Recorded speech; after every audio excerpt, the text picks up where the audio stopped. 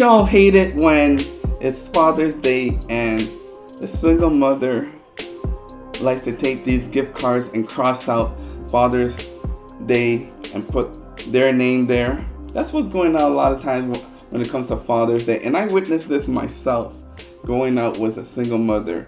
And the children would come home from school and they would make Father's Day greeting cards.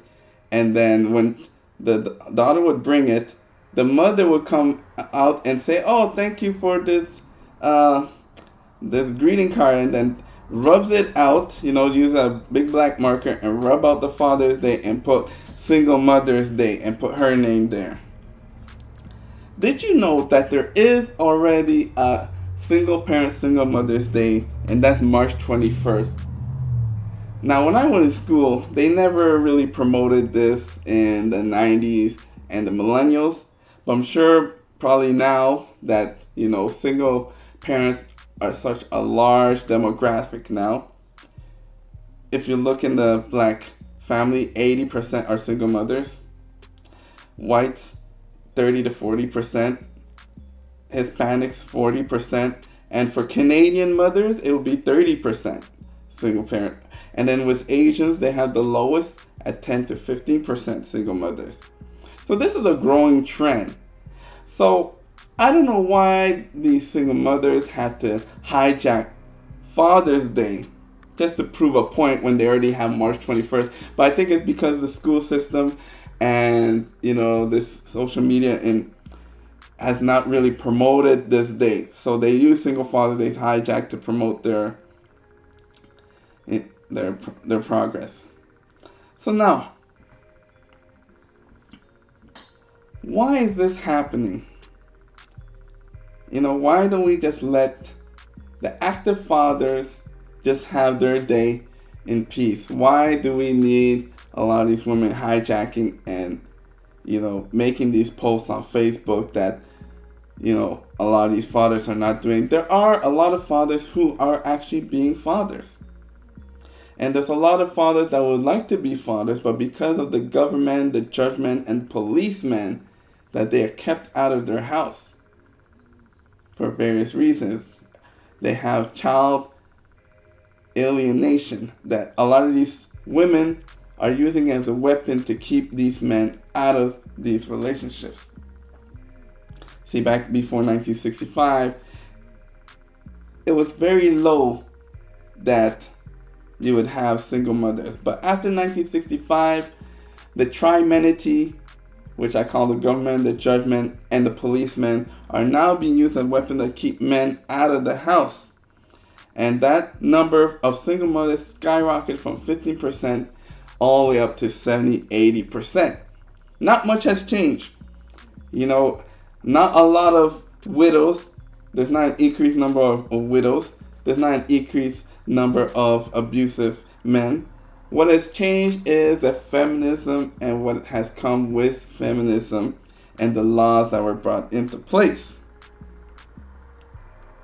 Because if you look at it, even now, if you go to the maternity ward right now, 50% of the women in the maternity ward are unwed.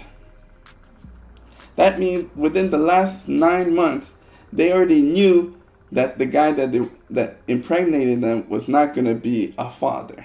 A lot of them picked these Pookie and Ray Rays, and then after they get pregnant, they got it backwards. They get pregnant, they go and look for the husband to take care of their children, and then the husband will propose to them to get married and then take care of the family. It's all backwards.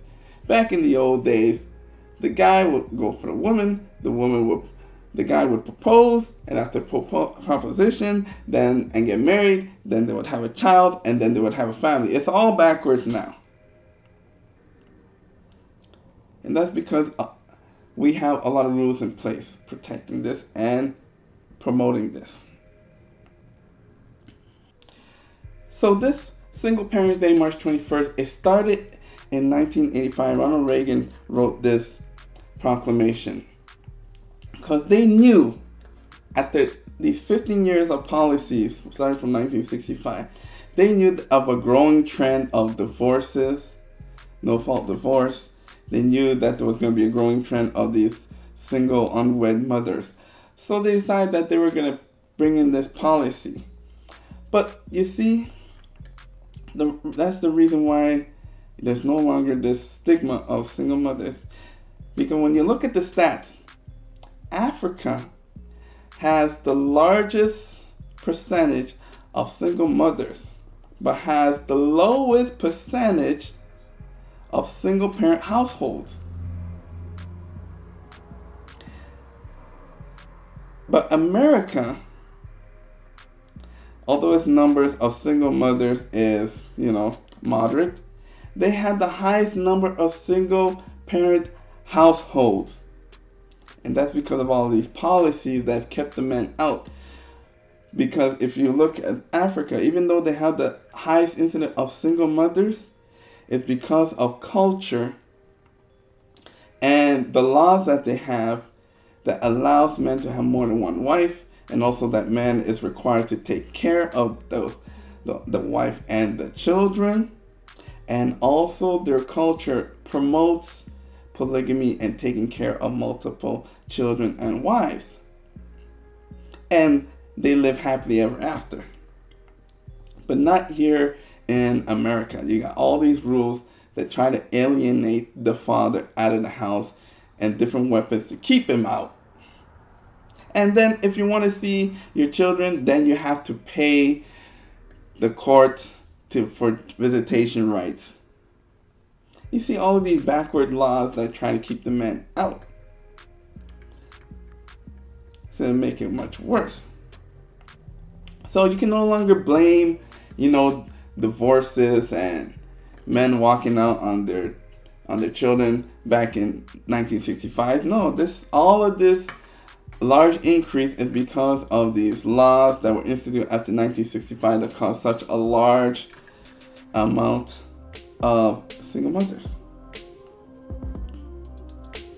So, you got child support, alimony, spousal support, you got visitation rights, all of these different laws to keep them apart. Anyways, guys, if you have any comments, any things you'd like to say, leave them down below. This one from YouTube. Bye-bye.